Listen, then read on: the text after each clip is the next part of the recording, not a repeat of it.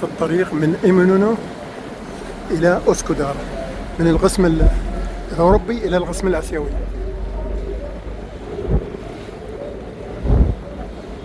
كراكوي.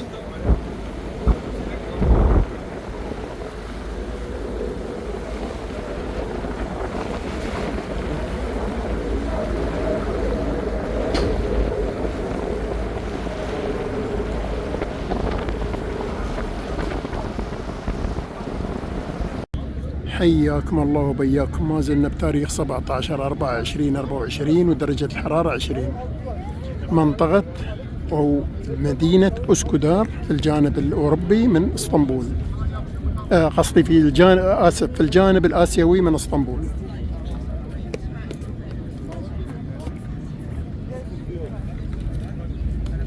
هذاك الجانب الأوروبي. هذا أوسكودار تتميز بوجود برج الفتاة. احنا متجه ناحية برج الفتاة، وعلى العموم ترى فتحوه، وفي قوارب صغيرة تودي ناس إلى برج الفتاة. هذا من المعالم الشهيرة في اسطنبول، ألا وهو برج الفتاة في مدخل قناة البسفور. وطبعا هذا الممشى الجميل في منطقة أوسكودار في الناحية الآسيوية من اسطنبول. من هني الممشى لين موقف البواخر. هذا واحد من المطاعم المشهورة هني. أنا حاليا بروح أتغدى فيه، وغدا وعشاء. هذا ممشى طبعا جميل جدا على شاطئ أوسكودار. ما زلنا في اسطنبول، وطبعا مثل ما قلت لكم سمح للزيارة. هذا الحين بعد التجديد يا اخواني، الحين سمح للزيارة في قوارب صغيرة توصلك لين هناك. برج الفتاة اسطنبول. في أماكن كثيرة تمر على هذا النوع من الزهور. هذا يربى بس. طبعا هذا الطقس الحار يحرقه، الشمس تحرق الشيء. من الأماكن اللي تستحق الزيارة في منطقة أوسكودار. أول ما تنزلون من السفينة تأخذون يسار، تمشون 600 متر توصلون هالمكان هذا. ناخذ جولة من الأماكن الجميلة في أوسكودار. أول ما تنزلون من السفينة على يدكم اليسار تمشون 600 متر توصلون هذا السلم الملون. جنب هذا البيت مطغمينه هذا البيت.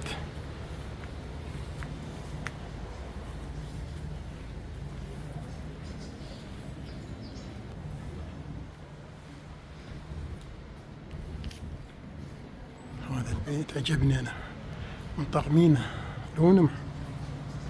شوفوا قناة البسفور قدامكم. مساكم الله بالخير يا أيها الخير.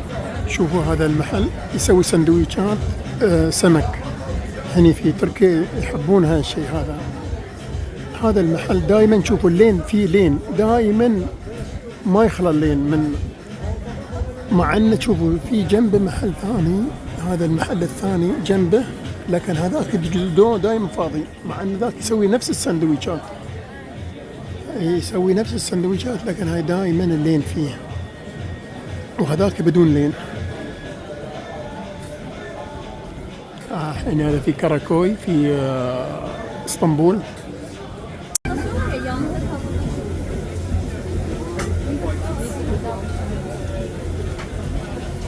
اليوم قررت اكل سندويك سمك. وقفت الدور، الحين كملت نص ساعة لين الحين ما وصل دوري. صبحكم الله بالخير يا أيها الخير. هذا آخر إفطار في اسطنبول، والرحلة إن شاء الله بتكون ليلية. دعواتكم. صبحكم الله بالخير يا أيها الخير. هذا مول اوف فينيسيا. تقدر تسميه مول وتقدر تسميه اوتلت. من الاماكن المهمه، اماكن التسوق المهمه في اسطنبول. فبنبدا باليوم ان شاء الله. اليوم تاريخ 20/4/2024. حتى مسوين لكم البرج اللي في ميدان سان ماركو اللي في فينيسيا. موجود هني في هالمكان. وطبعا الغنوات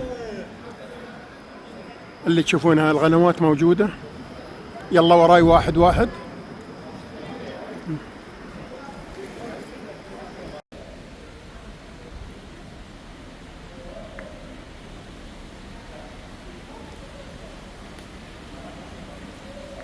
ما زلنا نتجول في الأوتلت أو المول، واللي يغلب عليه طابع الأوتلت أكثر.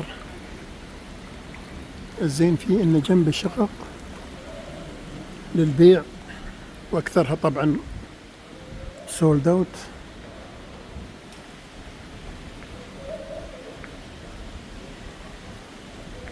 مول أو أوتلت أوف فينيسيا اسطنبول، تاريخ 20/4/2024.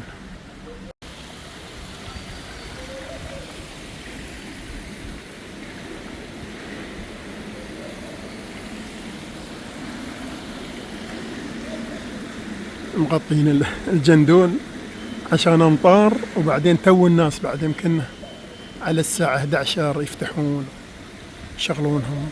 لكن إذا ما استمرت الأمطار غزيرة بصراحة من الفجر والبارحة والفجر بعد اليوم نزلت أمطار بزين كان الفجر، الحين توقفت شوي. نواصل تصويرنا. طبعا هذا برج، نفس البرج اللي موجود في سان ماركو، كنيسة سان ماركو اللي في فينيسيا. وفي حاطين بعد رمز ثاني اللي هو برج بيزا المائل، بنصوره بعد شوية. المكان جدا جميل وأنصح فيه وبقوة. نواصل سيرنا.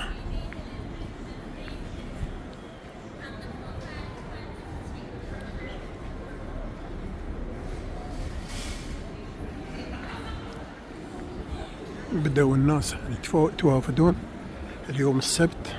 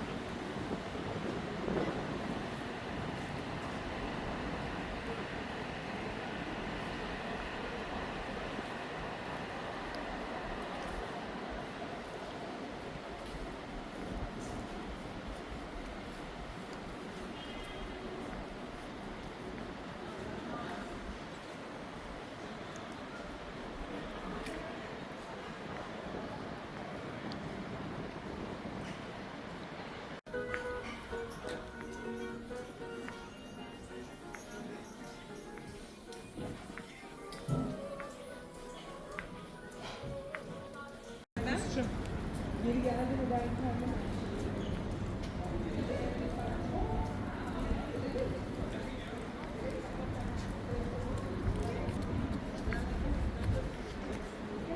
اللي يبغى يصور مع الغلب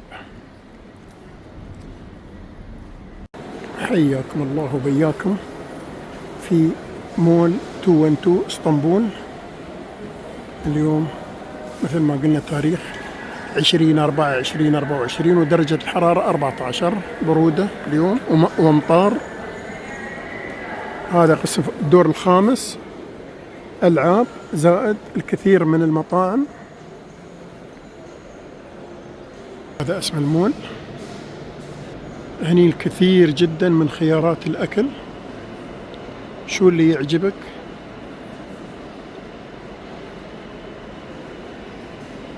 لين هناك آخر شيء.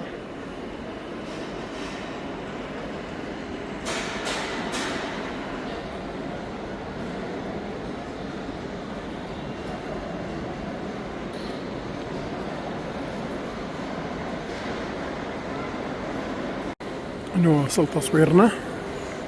ما زلنا في مول 212 اسطنبول تركيا.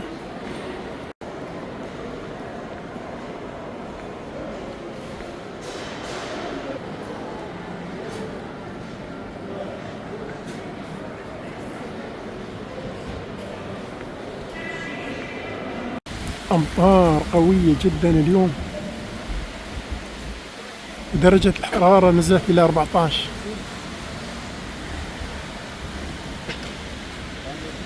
مساكم الله بالخير يا أيها الخير. هذا مول أوف اسطنبول، من المولات الكبيرة في اسطنبول. يعني إذا بتفكر تزور لا تزور 212، زور هذا المول، هذاك ما له داعي. وإذا بتزور أوتلت فينيسيا أوكي، هذا وأوتلت فينيسيا. في أوتلت جميل جدا بس خارج اسطنبول اسمه فيا بورت، هذاك يستحق الزيارة وبقوة. نواصل تصويرنا. ما زلنا في مول أوف اسطنبول، وما زلنا بتاريخ 20/4/2024، ودرجة الحرارة 13 وأمطار في الخارج.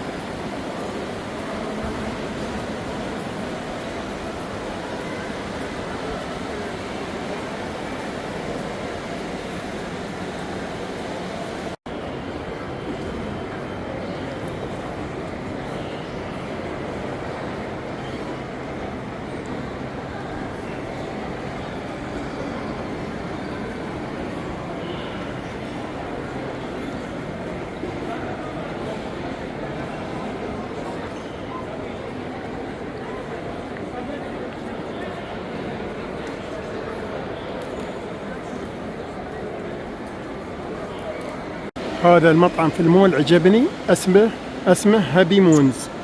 عندهم باستا وانواع البيتزا وغير اكلاتهم التركية كذلك.